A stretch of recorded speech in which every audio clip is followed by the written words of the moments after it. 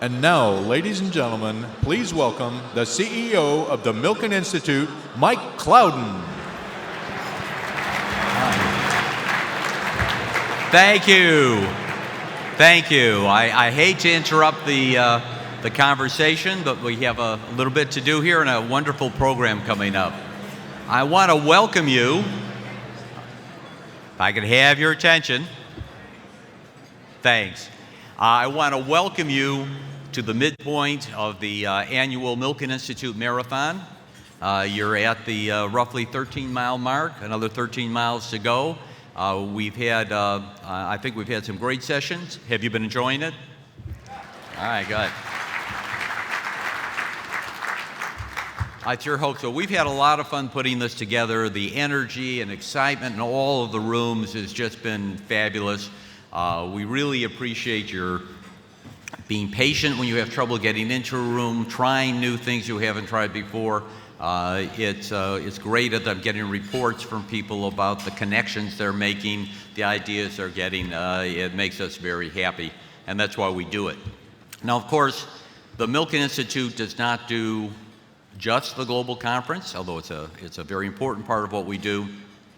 Some of you, I found in talking to you, really don't know what we do. So I'm going to ask for your attention for just 2 minutes while we tell you a little bit more about what the Milken Institute is all about.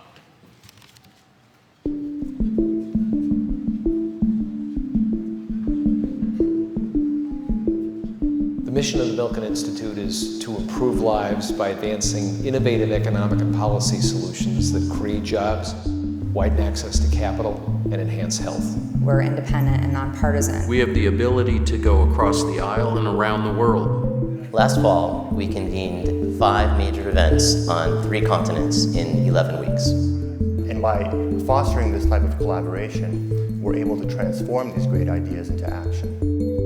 What's the problem in Europe is that we don't believe in the future. We really don't. The rubber hits the road, in my view, in 2013, not with Europe, not with Western Europe, but with the United States. Africa has got huge challenges, but it's also got immense potential. To have an opportunity to be affiliated with an institution which has so many avenues where they're making so many significant contributions is just not available anywhere else. Our global conference is our premier flagship international event. In addition to pointing out the problems, we ask for panelists to try and provide solutions. If we live in an interdependent world, we ought to be struggling for shared prosperity and shared responsibility. To do it, we will have to find common solutions. Instead of banking institution telling people that they are not creditworthy, whether the people should tell whether the banks are people-worthy. Never miss the Milken Global Conference. Never do. I can't think of another place where you can find Nobel Prize-winning scientists and CEOs of leading industrial companies and financiers and great artists. One of our differentiating features is our ability to convene and report on something we call Financial Innovations Labs. And we find that these convenings, where active participants are able to question one another and push back on ideas, creates the solutions that are most meaningful. We become a platform for launching programs, products, and policies that really answer the needs of building the financial toolkit to solve global problems. We really believe that no one can do this alone, and that change will only happen if people are collaborating. We do this throughout the year, through events like Partnering for Cures, our TRAIN network, and our public policy work in Washington, D.C. The Milken Institute bridges the gap between implementation and research. The research that the Institute publishes does not just sit on a shelf. It's used by policymakers, by academics, and by people in the real world to impact people's lives. Most importantly, the research is objective. It's fair, it's nonpartisan. It represents the best of what humanity represents. Ideas intended to improve the lives of every person on this planet, ideas intended to be put to use by policymakers in every country in this world. I've been here at the Milken Institute for 15 years, and one of the things I'm most proud of is to see what this organization has done in terms of growing its footprint across the globe. We've established our relationships and a lot of networks around the world, and now it's really looking at how do we continue to become a more and more global organization. We've accomplished so much together, but there's so much more to do.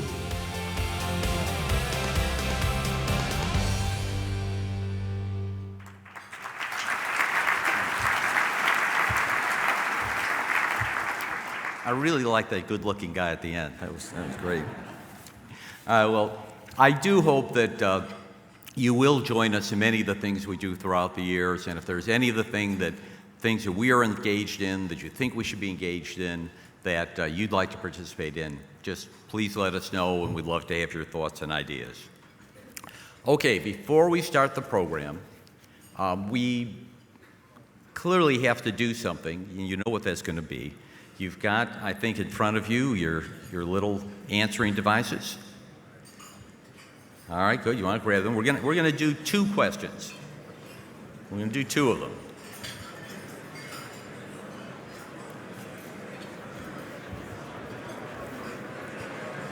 All right, let's start with this. Here's the first question.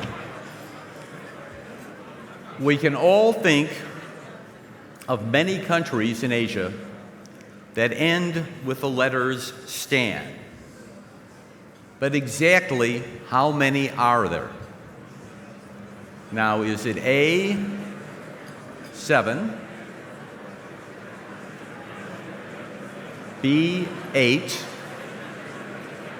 C, 9, D, 11, rather D, 10, or E, 11?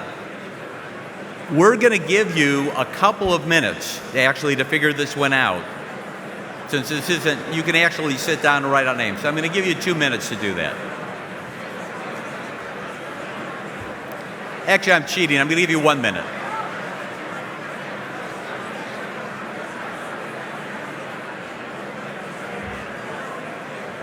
All right, I'm now cutting it down to 30 seconds. Time flies at the Global Conference. You better vote because your time is virtually up. And it's not good to cheat by doing your iPad, okay? Or BlackBerry. Here you go. Let's see what the answer is.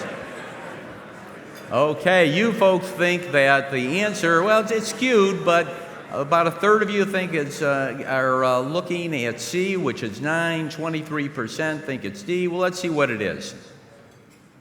It's 7. All right. Okay. Sorry, folks. Now, here's your second question. This is one that I won't give you as much time on because this is a matter of common knowledge. All of you should know this. Okay. In addition to being former Prime Minister of Great Britain and Northern Ireland, Tony Blair is perhaps less well known for being the front man for which band? A, Ugly Rumors, B, Godot, C, Red Rose, D, the Tellys, and E, the Ministers. Vote quickly. I know you know the answer.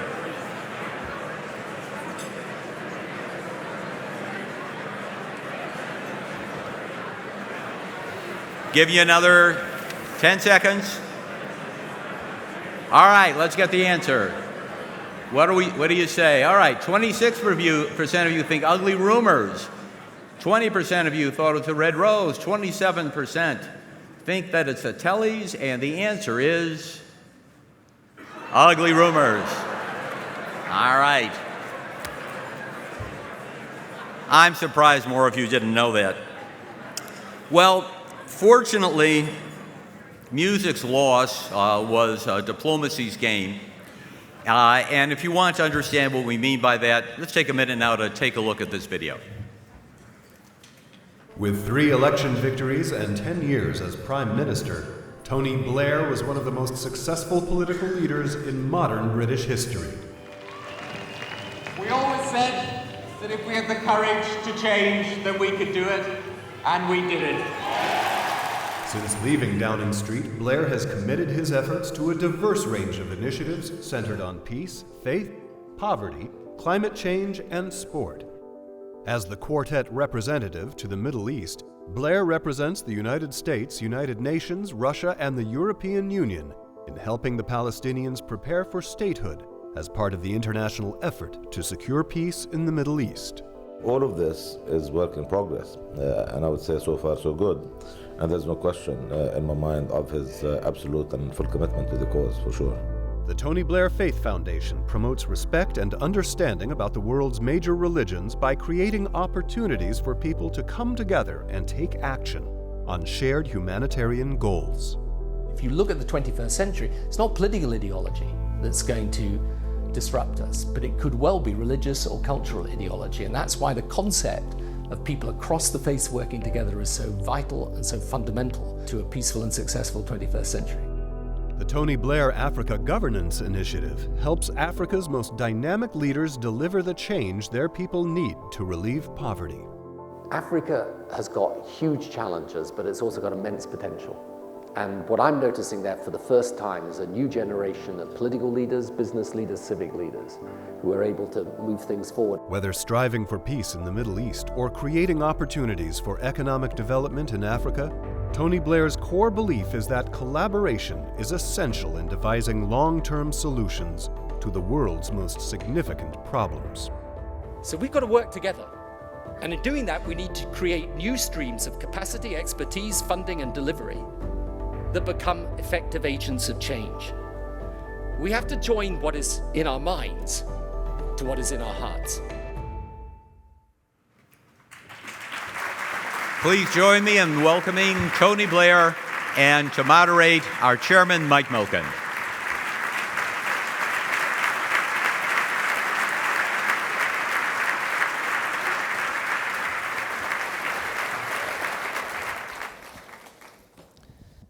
Well, welcome, Mr. Prime Minister. How would you like me to refer to you at this session? Tony. Okay, That good. one. No, we don't actually have in the UK the tradition of keeping the title of Prime Minister or whatever it is. And when I first left office and I would come to the United States, people would say Prime Minister Blair and so on. And parts of the British media started writing that I was so in despair about having left the job that I insisted that people still gave me the title of Prime Minister. So I then dropped it, which confuses the American audience. But Tony is fine, Mike. Well, were you treated with respect in the House of Commons when you went and interacted with them? Did they call you Mr. Prime Minister? What did they call you then? They treated me with total disrespect. I think it was, no, the Prime Minister's question time is the toughest thing anyone will ever do. And even now, what are we today? Tuesday? Right, tomorrow at midday, I will feel a cold chill at the back of my neck, because that's when Prime Minister's questions used to be. Half an hour, it was only half an hour every week, but it was like a shadow on the Monday evening that grew larger and larger, and then you'd build up to it. Half an hour, you were out of it, but it was a half an hour that mattered. Well, the youngest Prime Minister since 1812. Now, relationships, as I recall, in 1812 weren't that good between the United States and the UK. In fact, you burned down most of Washington, including the White House. And I mean, I want to say, and I know it's a little late, that I'm really sorry about that.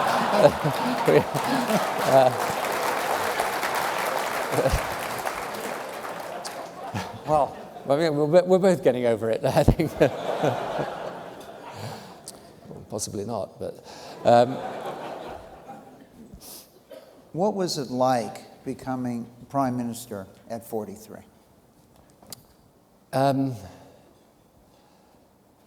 It's slightly terrifying. I mean, I think one of the things that's very strange about the world of politics is that you get no real preparation to take on one of these jobs. I mean, I've been in opposition for 18 years. My party had been out of power for 18 years. And so the first job and the only job I ever held in government was Prime Minister, which was fair enough and good, but you literally... Well, it's a good place to start, right? It's a good place to start and a good place to finish. But the difficulty is this, though, which I reflect on a lot nowadays, which is that the skill set that you need that takes you to power is actually very different from the skill set that you need when you're in power. So when you're running for election, it's all about the power of persuasion. But when you're elected, it's about the power of executive decision-making. And that's a very different thing altogether. So you kind of, you run almost as a great persuader, but then you really have to govern like a CEO.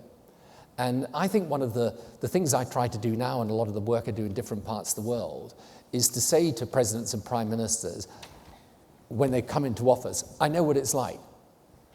And you sit there in the first part of your time in office, just with a lot of uncertainty. And it takes you some time to really learn how to do it. Well, you served the longest, I think, of any Labor prime minister. And how is your life different?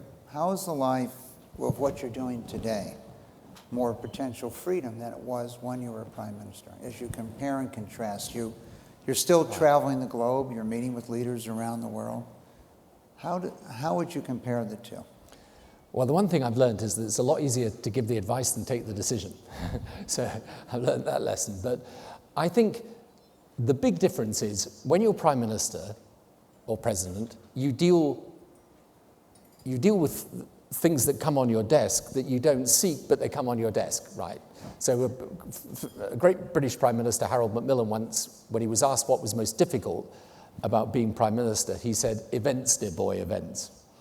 And the difference is now I can choose the issues. So I concentrate on certain key issues, this countering religious extremism, Africa governance, Middle East peace process, and so on. Whereas when you're Prime Minister, I remember spending 6 months of my life dealing with the worst outbreak of foot and mouth disease in the UK. I became an expert on foot and mouth disease. Now, that wasn't my motivation for coming into politics, frankly, but I had to deal with it. Let's talk a little bit about Europe. Many of the countries in Europe have now gone through a multi-year austerity effort. The challenges for Greece, the challenges for Spain, challenges for Italy, and the challenges for the UK. Do economic austerity programs work, in your opinion?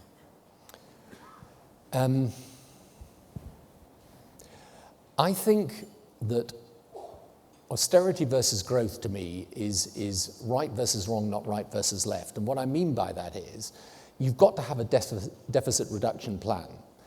But I think you should calibrate the speed with which you advance towards it according to how you keep your economy in the shape to grow. Because the difficulty right now, I think this is the big challenge for Europe, is that people are being offered austerity and often no reform, when actually what they need is growth plus reform. And those reforms are to do with labor markets, pensions, welfare, all the things. In my view, in a way, the financial crisis has not created the need for us to change our basic systems. The entitlement system, the welfare system, the pension system. The need for that change was there anyway, through demographics, through technology, through globalization. What the financial crisis has done is really expose and accelerate the need for that change. So you've got countries in Europe now that have got to take these immensely difficult decisions, where their public is going to resist taking those decisions often. If they've got to do that without growth and without jobs, that's a very, very tough thing. And I think the political and social strains of that are becoming evident. Lacking really the power to tax, can a common EU fiscal policy be successful? Is it desirable?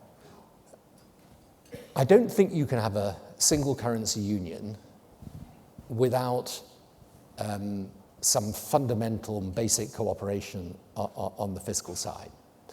So,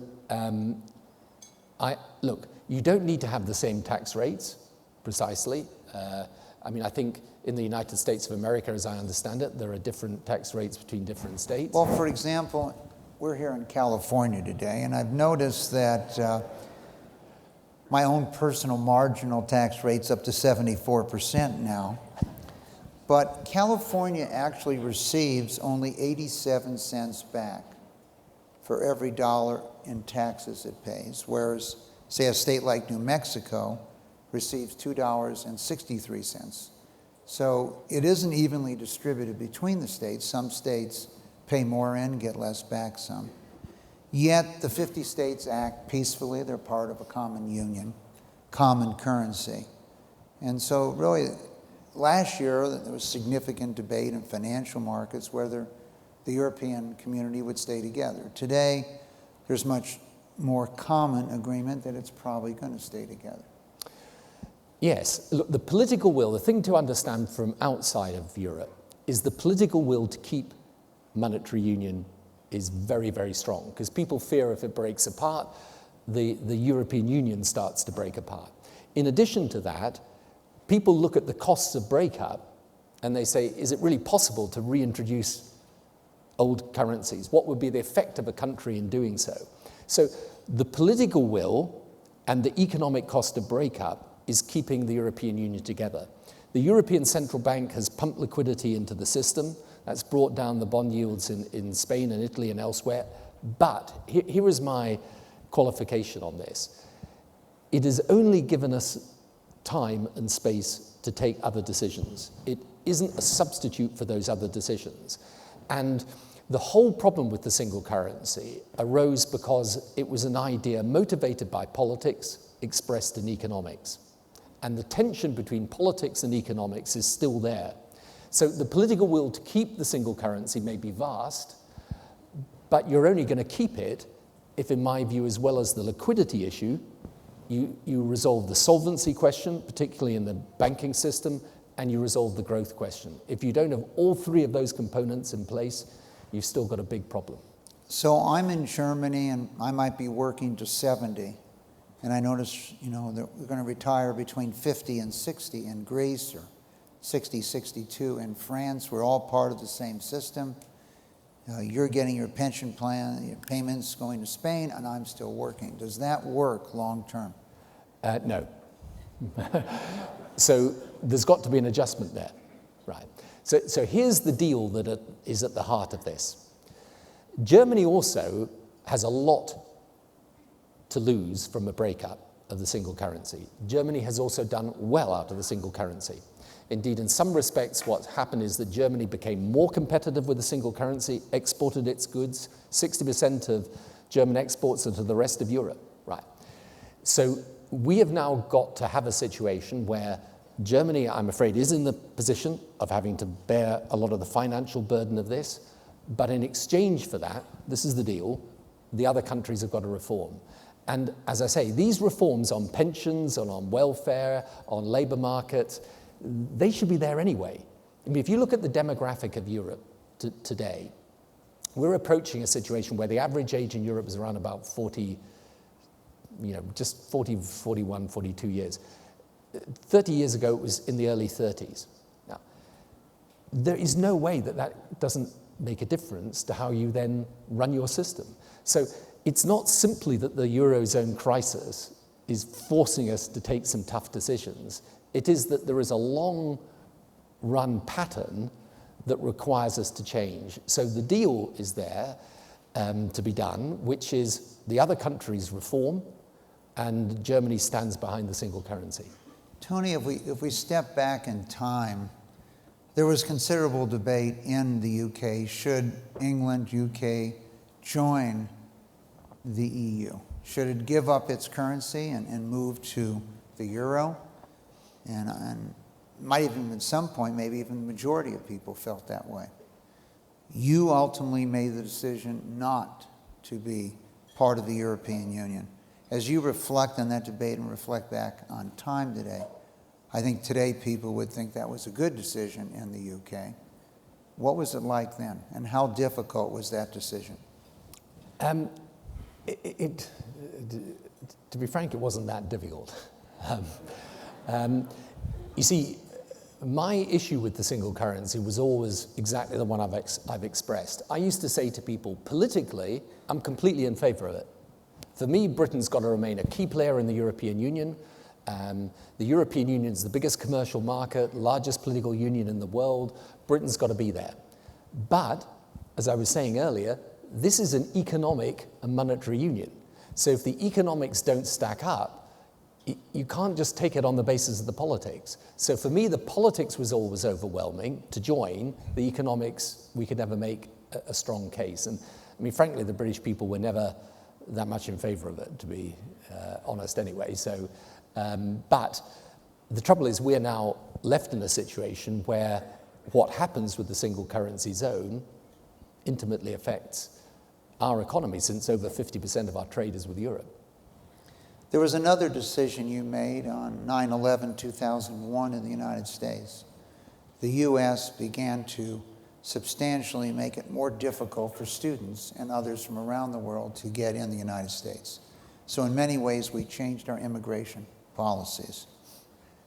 You and the country at that time did not change their immigration policies. And I was recently visiting Lord Darcy at Imperial College, and just the dramatic change in the student body over the last 10 years, going from 100 students from China to over 1,500 students from China. And 50% of the increase of all the students in Imperial College has come from China and Malaysia.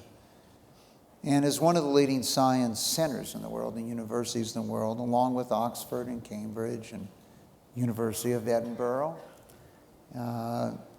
it seemed to me that the UK has been a major beneficiary of these policies. How difficult was it not to change your policies then, and what about the current mood in the UK on immigration and students coming in, etc.?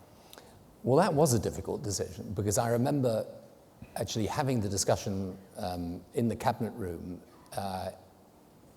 in Downing Street, where because the US was tightening its rules, people said, we should follow suit. And I said, actually, we shouldn't, because they're going to keep out a lot of people that would enormously enrich American universities if they allowed them in. So let's take them. I mean, they're our allies and we love them, but if they're going to go down that path, let's be beneficiaries of it. And you see, I think the world today works by connectivity. And the key thing is for people to have the open mind. So for me, when you get smart people coming in and studying at our universities, we're building up relationships, we're building up connections that are going to be hugely important to my country in the future. And one of the reasons I had a foundation that's about different faiths and cultures coming together and working together is that I think the big difference in today's world is between the closed mind and the open mind. I don't think it's so much left versus right anymore. And what I look for in a people and in a country is, do you see someone who comes from somewhere else and say, that's interesting, I'd like to know how they think, how they feel, how they get on, maybe they've got some energy and ideas they can impart to me, or do I say, they're different, I don't want anything to do with them? And that, for me, fundamental to a country like Britain succeeding in the future, and actually I believe this to be true of you too, is of course you've got to have rules on immigration and order and so on, but immigrants strengthen a country. They're not a threat to a country. When I look at the contribution some of our immigrant communities make in the UK, we should be proud of that and we should be encouraging it, and we should say this is a strength for our country, not a weakness. Well, today, 20% to 25% of the leading bioscience universities in the world are in the UK, and the UK has benefited greatly from those decisions you've made. And I know at the Milken Institute, we had estimated in the United States that we were receiving maybe $500 billion of, quote, human capital a year from the other students that were coming to the United States. Let's turn our attention for a moment to the quartet. Now, as I see one of your other titles today, you're no longer Prime Minister, but you're the representative of the quartet, which is the United States, Russia, the UN, and the EU. And your goal is to kind of bring rationality, peace, economic freedom, and everything else to the Middle East.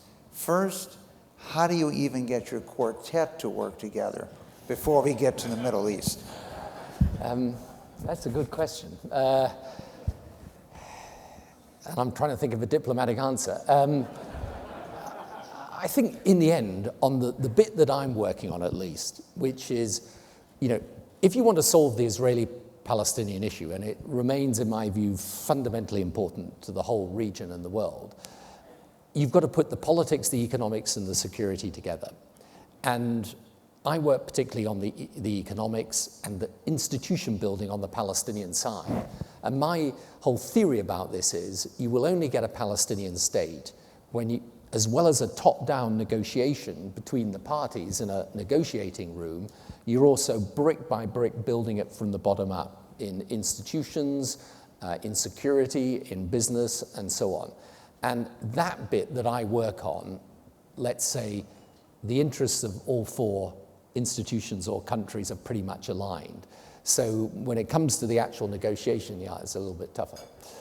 When you say aligned, we see some, let's say, differences between Russia and the United States as they're dealing with Iran, who seems not necessarily to be positive on a solution at this time. The difficulty, not just in this area, but for political leaders right now, is that we've just been talking about Europe. And the choices European leaders have got are pretty ugly either way.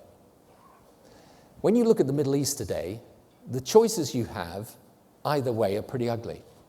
You see this with Syria, and you see it with Iran. Now, if the worst came to the worst and we were obliged to intervene militarily in Iran to stop nuclear weapons capability coming there, the consequences of that are completely unpredictable, very difficult to judge, and there'll be many sensible people who would say you must on no account do this. On the other hand, allowing Iran to gain nuclear weapons capability would, in my view, be a serious and fundamental error. So, I think the differences are there in the international community, but I personally have no doubt that we should do everything we can to resolve this diplomatically and through sanctions, but the Iranian regime has got to be under absolutely no doubt at all that our commitment to prevent them getting that nuclear weapons capability is total and it's enforceable. And I think this is, I'm afraid, of vital importance. I know that is the view of your administration, and I think it's important that it is their view.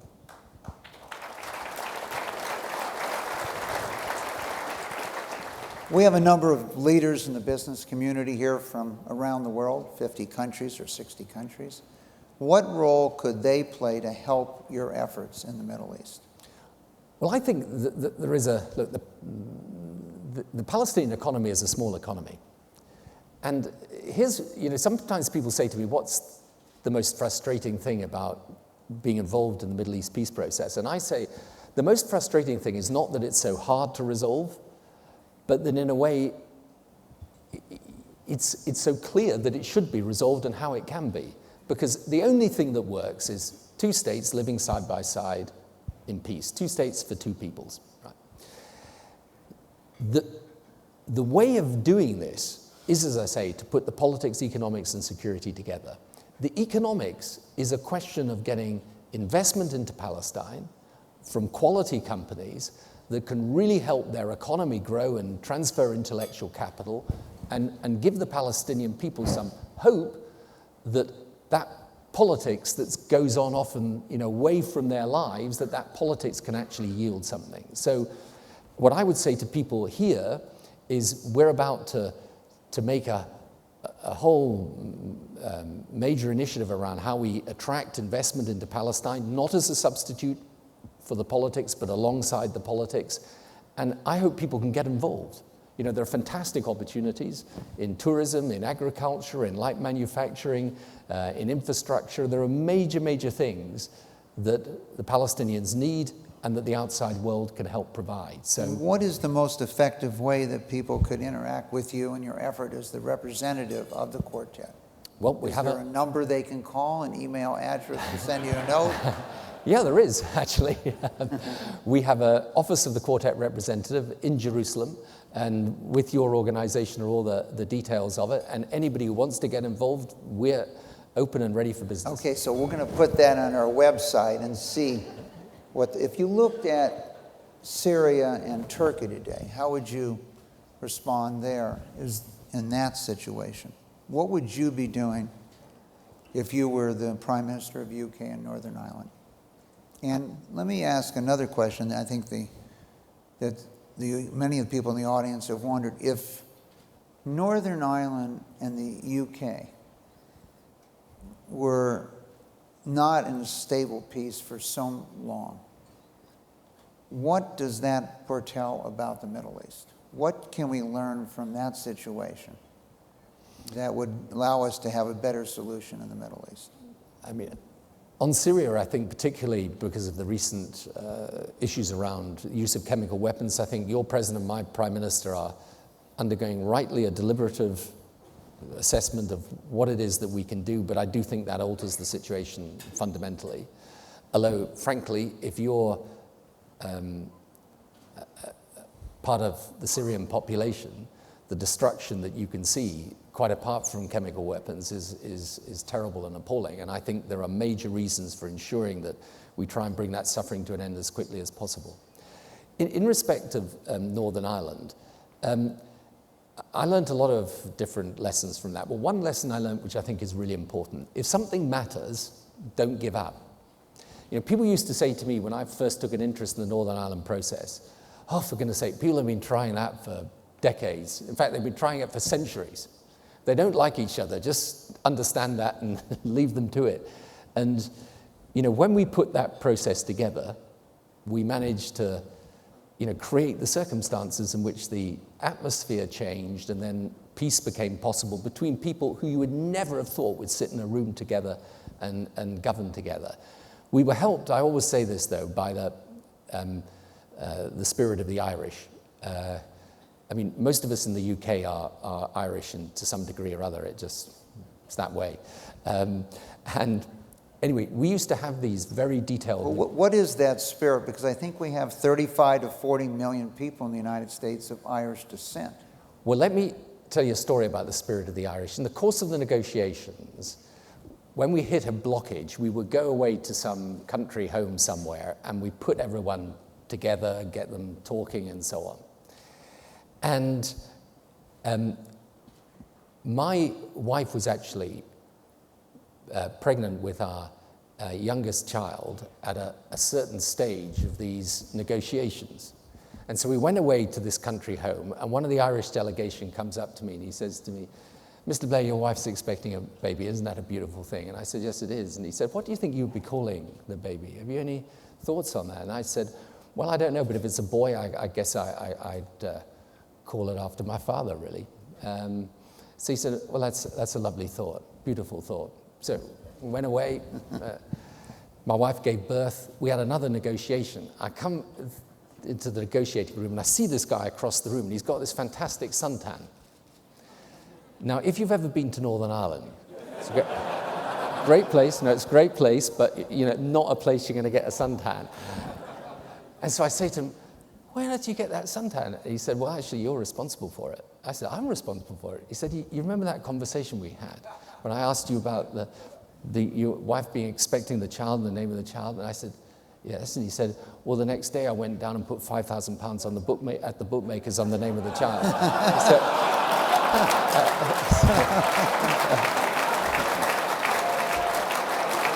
So that's the spirit of the Irish.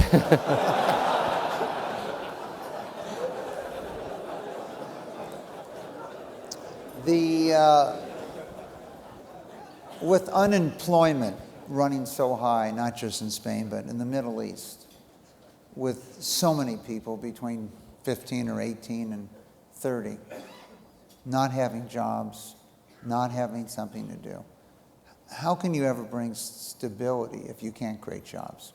And I think that's one of the things that we might be able to do to help you. How can we create financial markets or bring organization there and sustainability too, so people have a job and they have some pride in what they're doing?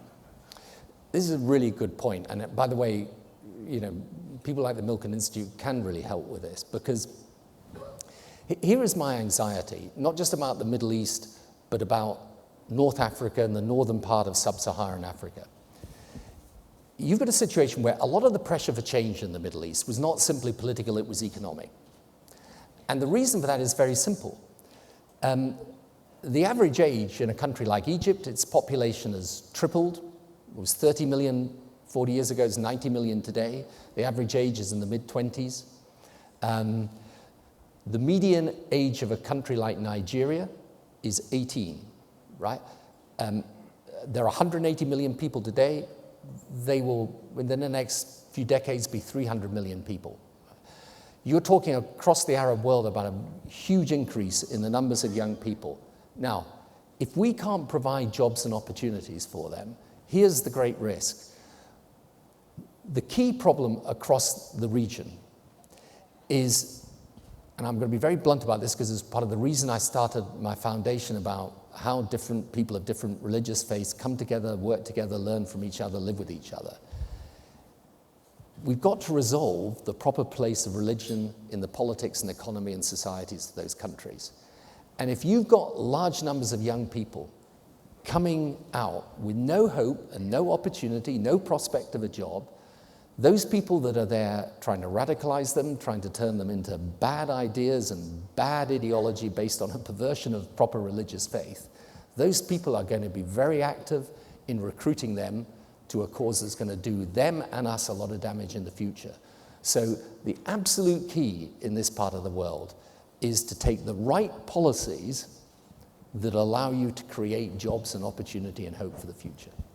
Hernando de Soto, who we did a lot of work with at the Milken Institute many years ago, used to always say, you know, that most of these revolutionaries would rather be entrepreneurs if they had been given the opportunity, and the lack of opportunity turned them in many ways into revolutionaries from that standpoint, which would be consistent with your point. Tony, you mentioned something I think is very important. Well, I used to, by the way, when I was at university in the 70s, and we were all very left-wing, most of the people who were Trotskyites then turned out to be, you know, investment bankers about 30 years later, so maybe there's something in that. Well, why don't we go there for a moment? You know, I was at Berkeley, I remember '64, and the Beatles came and to the United States and came to the Bay Area. They were still popular, you know, during the time you were in school. I think people were really interested. Why did you get involved with the band, and how did you have the foresight to call it Ugly Rumors when you were still in school?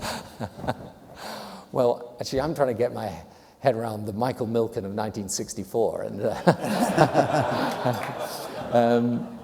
I think one of the free speech movement didn't start until a few months after I arrived, so there's always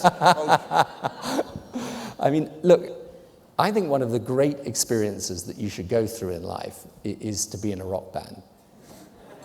And that is for many, many reasons, some of which I can go into and some of which I won't. You know, last night we had David Foster, Lionel Richie, Paul Anka, a great young opera singer from Korea join us, and Francis Collins, the head of the National Institute of Health, performed, and Chris Austin, the head of the National Center for Advancing Translational Science, performed. But Lionel went into singing because he went to an event and he noticed how popular that the singers and the band was with the girls, and he thought, what could be better but travel around in one of these bands at that point. Now, did that influence you at all? No, not at all.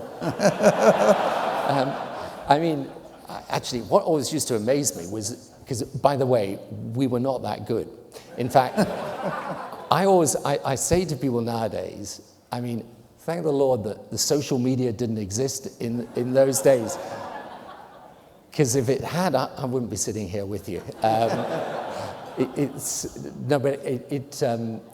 was great fun, and it's a great, you know, I always say to people if they want to go into politics now, I mean, I say to them, look, first of all, get some experience of life, because politics is a bit of a weird profession, as you know, and spending some time in a rock band, doing a job way outside politics, get some fun and life experience, and then you've got a better chance of being a better politician. Well, I have to ask this question then. I'm sure it's on the tip of everyone's tongue. What lessons did you learn in the rock band that helped you as Prime Minister? Well, you know, I did learn 2 lessons, actually. The first is that if you want to be good at anything, whether rock musician or politician, you've got to have talent. So that was my first lesson, and a slightly humiliating one. Someone once said to me, I think you'd be really good, but the problem is you can't sing. Which was not an inhibition for all rock bands at the time, by the way. But the second thing I learned, because it was like running a little business, before I was the front man for the band, and the phrase ugly rumors comes from a Grateful Dead song, in fact. But I also was, for a time, used to drive the van and was the roadie, which was, I mean, of an unsuccessful band, you can't get much lower in the social, in the social stratum than that. But, just basic things like, how you manage to get paid and, what were the costs of running the van and buying the equipment versus what you got for the gig. Yeah, and I learned a lot. I only did it for a year or so, but it was great fun. I noticed that the expectant new potential heir to the British throne, that there's enormous interest in social media in this issue.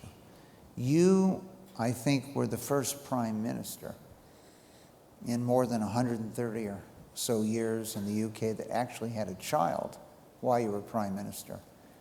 What interest did the British press and everyone have in those 4 children over time? Yeah, no, it was the first time there'd been a child born to a sitting Prime Minister in Downing Street for 130 years, which makes you wonder what the rest of them were doing at that time. But I mean, it's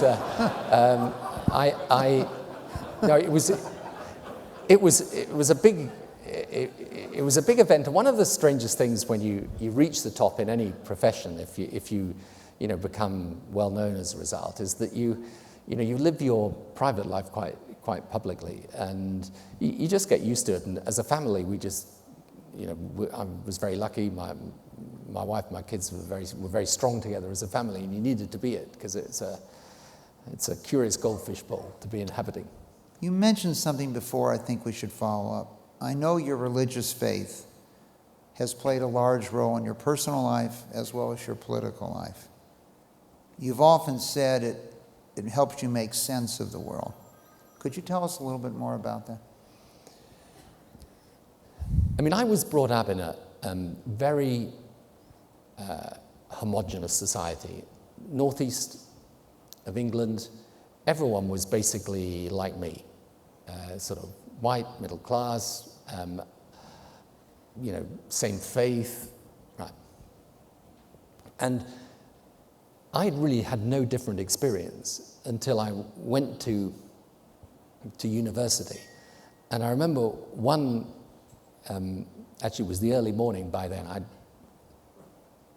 slightly overindulged, which you can do as a student.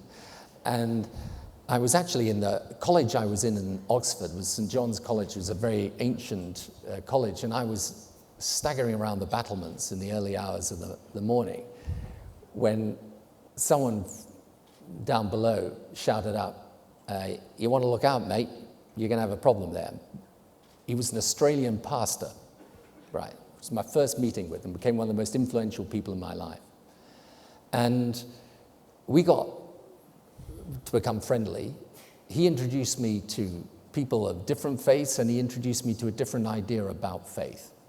So whereas I thought faith was all about how the doctrines operated and the churches you went to and how the vicar or the pastor dressed, he showed me really how faith was about the values that bind common humanity together.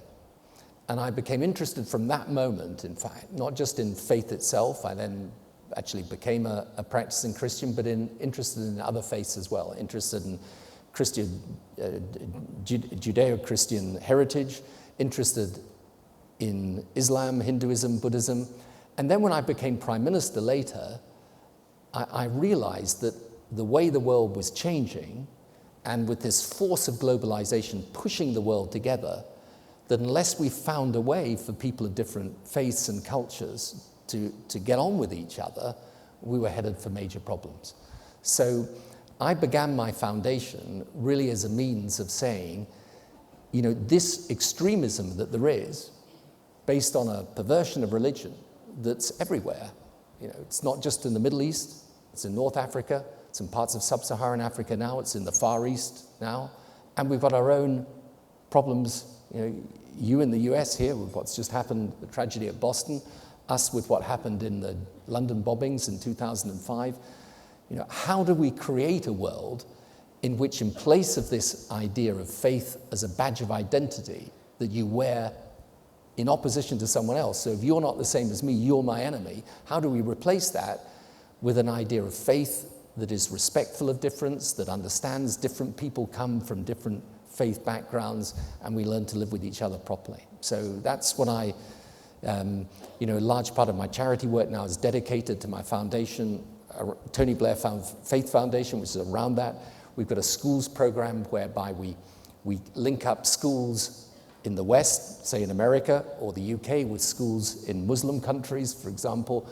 How do we get them working together? How do we get them learning about each other?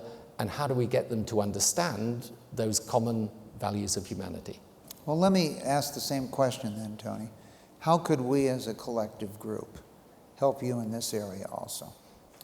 Would it be getting the schools wired around the world, creating the opportunity for shared classrooms between the United States and Africa, Middle East, or Asia, the same in the UK? Yeah, absolutely. I mean, the fascinating thing is there's so much ignorance in the world. You know, it's not unnatural. And what's great is when you hear a kid in, say, a country out in the Middle East actually engaging with a kid in, say, a classroom in New York. And like one of the questions that was asked in one of our first video conferences, because we do video conferencing, we put them together online. We do it all around a very carefully created module that's consistent and accredited by the International Baccalaureate. But one of the first questions was, can you be a Muslim in the United States? Because people don't know, right? Then other questions, you'd get an American guy saying, why do Muslims want to kill us? Right? And through this process of education, you can create change, because these social relationships are what make the world work. And you've got to be, that's active, not passive, right?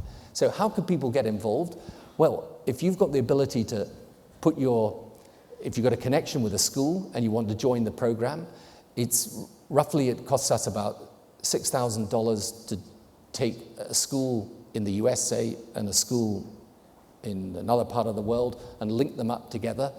I would like, you know, I've got an ambition to get 1,000 schools from this country. We've already got many schools in different parts of the world, but 1,000 schools in this country joined up to the program.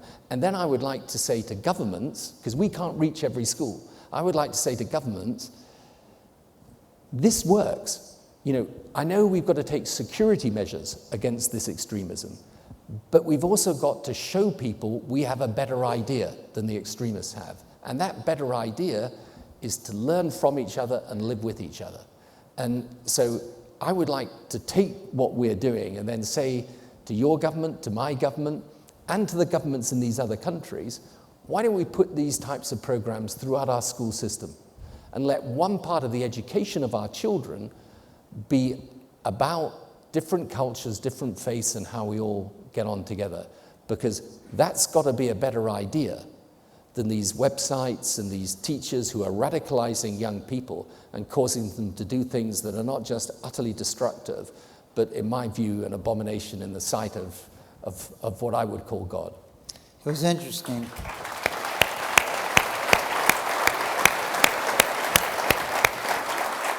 So, Tony, let me just make sure I understand. 6,000 a school for 1,000 schools. Now, do we need another 1,000 on the other side, so 1,000 outside and 1,000 in the Middle East? The 6,000 is for the two schools. So to join up the two. So are you saying you only need 600,000? Yeah. You're the mathematician, but I reckon it's 6 million. So it must not be 6,000, because, okay, 6 million, okay? But you don't need 12 million, right? You don't need it doubled. No, so you okay, so we'll see if we can raise 6,000 for 1,000 schools by the end of May. Okay, we'll have a challenge to the audience.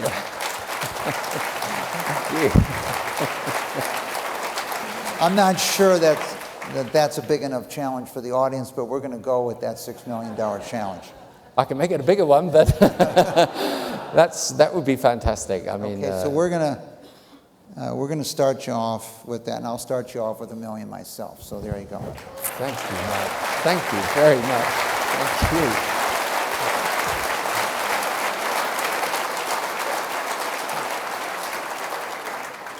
Yesterday, we had Senator Reid and Majority Leader Cantor, Majority Leader in the Senate here. And I put up a picture of this little shack that Senator Reid grew up in that did not have running water.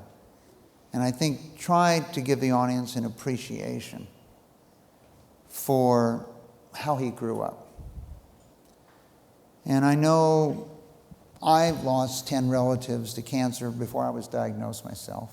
And my father passed away when I was in my 30s from cancer, and it really changed my life in focus. I know you lost your mother at even a younger age. I think you were 22 when your mother passed away from thyroid cancer, if I remember. You know, a cancer today which would not be really life-threatening today. How did that affect you and how you looked at the world? I mean, I had I look back at my childhood and whenever anyone asks me, I say I had a very happy childhood, but then my father had a very serious stroke when I was 10. He had a great political career in front of him, actually, as a conservative. But he'd worked his way up from nothing and basically worked too hard. He had a serious stroke when he was 40 and his political ambitions ended. So that was obviously a big problem for our family. And then my mother died when I was just turned 22 from thyroid cancer, as you say. And, there's not a single day in my life that I don't think about her. And it gave me an enormous sense of urgency, actually, about life. I mean, what I try to impart to my own children and to young people is life is unpredictable and it's shorter than you think. And, make the most of it every single day. So it was a spur to me in that way. But I reflect now, she would almost certainly have survived. And that makes me reflect, too, on the progress that does come about. And I think sometimes we get pessimistic about the world. We go through the Middle East and Europe, and one of the things we'll be doing tomorrow with Bill Gates is going through what's been happening in Africa. And by the way, on the disease front, as a result of the interventions by your government, my government, others, by people like Bill, there are real gains. Lives are being saved today. So I also reflect, and I know you do put an enormous amount into cancer research, when decent people of goodwill come together and try and solve a problem, there aren't many problems humanity cannot solve if it really puts their mind to it. And that's why I think, the one thing in my life that is the same today as when I first started, and even after 30 years in politics and 10 years as British Prime Minister, the one thing I can't stand above all other things is cynicism, right? Cynics never do anything, right? The people that do things are the people who believe.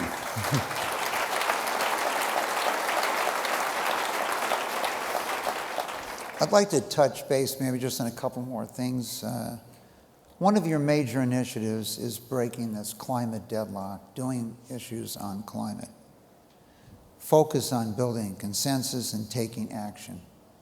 And I remember, many times, sometimes, the challenges of putting that forth. But in Beijing today, and interacting with a number of the representatives here from China, I think they're seriously focused on this area. What do you see as the opportunity here? How can we as a group help you? Right, I mean, I think there is a big opportunity here, but let me be sort of heretical for a minute. I don't think the answer is just to get the sort of United Nations process with our kind of 190 countries sitting in a room trying to negotiate something. It's really quite simple, this. As the world develops, and as countries like China and India have to lift hundreds of millions of people out of poverty, their people are going to demand the ability to consume. Right? The question is, can we find the way of consuming sustainably? Right? And the answer to that lies, in my view, in the development of science and technology, and in the creation of a framework within which business is incentivized to develop and find the solutions to this. And so I think we're in a situation now where the relationship, for example, between America and China, and between the major world economies is absolutely vital in setting a framework. Don't obsess over the percentage drop in emissions and so on. Get a framework together so that everyone is agreed on the direction. And then where a community like this can help is to invest in and develop the science and technology of the future, because that's the answer. You're not going to be able to tell some guy in a rural part of China, in the western part of China, we've developed, but now you can't have access to the good things of the world. The only answer is to do this development, as I say, of the science and technology. And the good news is that I think the Chinese leadership is genuine about this. They've got huge problems of pollution. They know they've got it, and they know they've got to tackle it. And what we've got to do really, put it like this, is take this whole issue out of the hands of the NGOs and put it in the hands of serious policymakers and make business part of the solution, not part of the problem.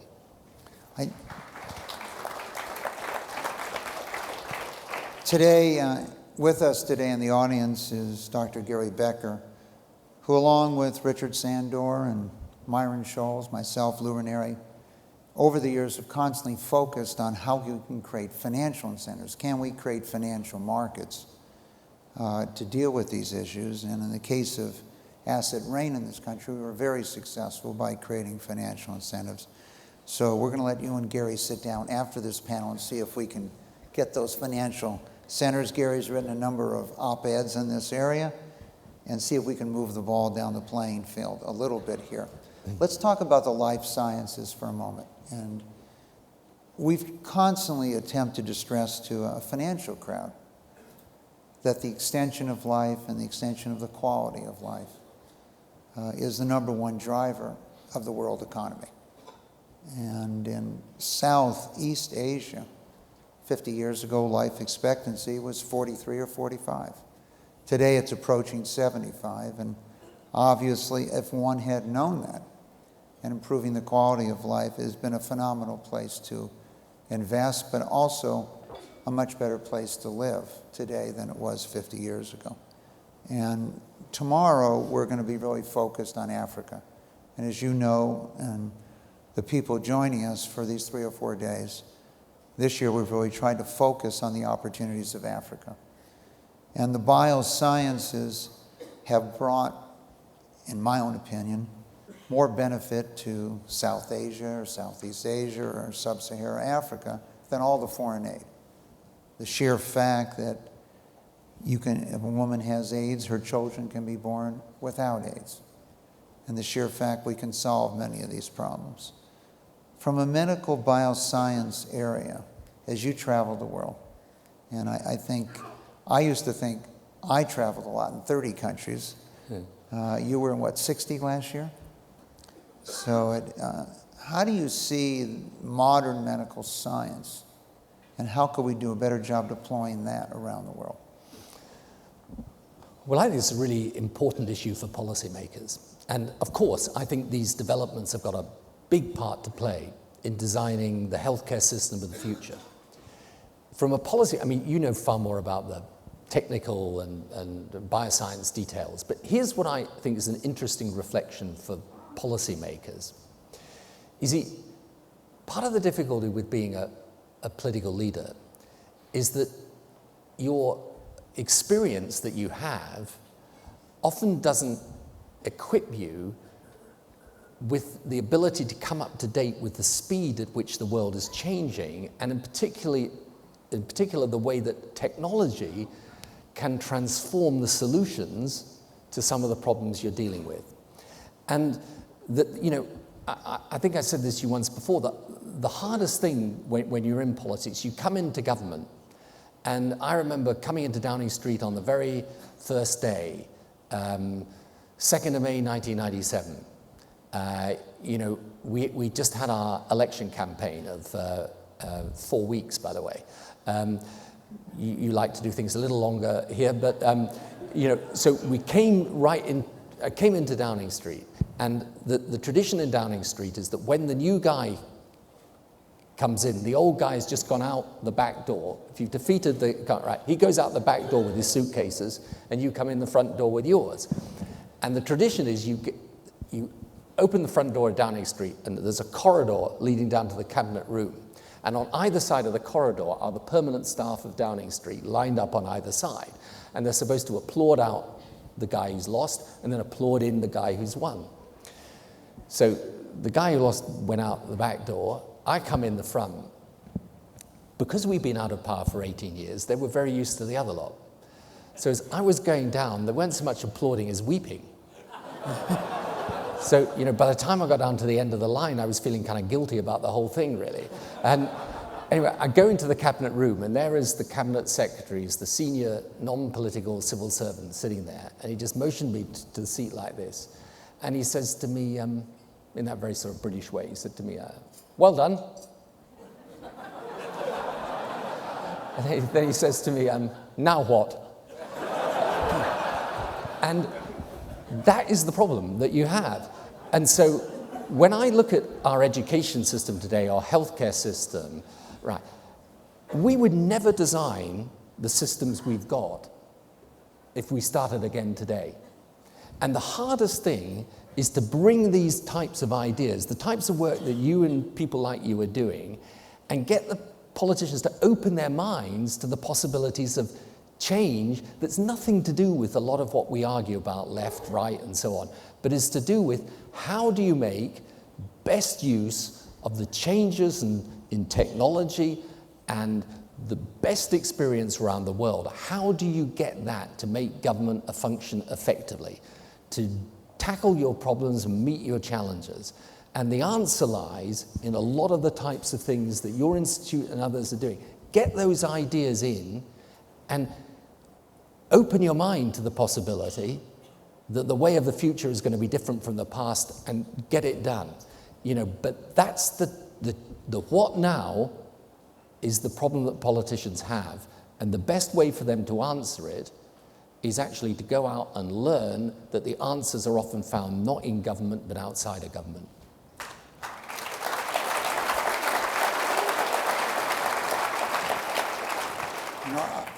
We've been very focused in trying to present to people disruptive ideas, things that change industries, and the sheer fact, if you're not exposing yourself to these different ways of doing things, that your company potentially or your organization is at risk. And it's so hard, as you know. It's so much easier to build than to rebuild. So if something doesn't, and as you travel the world, the opportunity to bring to countries what works rather than what didn't work, where they didn't have infrastructure. And that's one of the reasons why in our country that, you know, our telecommunication systems aren't necessarily as good as other developing countries around the world. How was the recent U.S. election, in your opinion, as you traveled the world, both in Europe and around, viewed around the world, the recent presidential and national elections? Were they paying attention to them? Oh, yes. No, people were paying attention to it. I mean, I think they find I'm saying this very respectfully. I don't want to reawaken 1812 memories, but I think they find your primary system a bit curious at points. But no, look, yeah, people turn on to it hugely because it matters to the world. And by the way, for all the faults of your system, that is such a tough process that you put your leaders through that I know, it's people always want to criticize leaders and so on, but you've got to be pretty damn good to get through that in one piece. I mean, I wouldn't fancy it myself, to be frank. It's a tough, tough thing. But I think the thing people sometimes misunderstand from the outside is that once the person's elected as president, that doesn't mean they got complete power. You've got Congress as well. That's the little complication that people from the outside don't always appreciate. Well, I'm assuming when you walk down that hall and they asked you, okay, what's next? That the House of Commons and everyone wasn't ready to go, that you had to deal with them also. Yeah, you've got to negotiate all of that. Now, I was lucky in that I had a very large majority. But, I think even frankly, if you have Congress on side or Parliament on side, getting the right answer is difficult. It's one of these things that, look, the problem with government, frankly, is that if a private sector company fails, it goes out of business. It's not like that in government.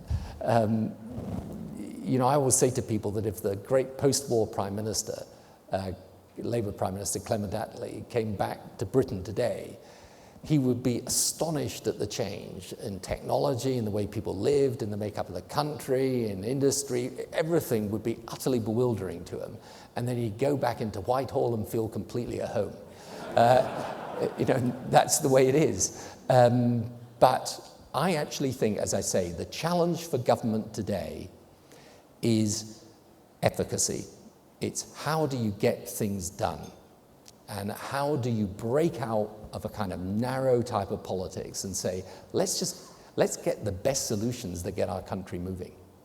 Well, Tony, I want to thank you for joining us today. And there are a lot of people here that are going to sleep easier tonight, knowing you're traveling the world, making it a better place, and we're looking forward to help empowering it for you. Thank you. Thank you.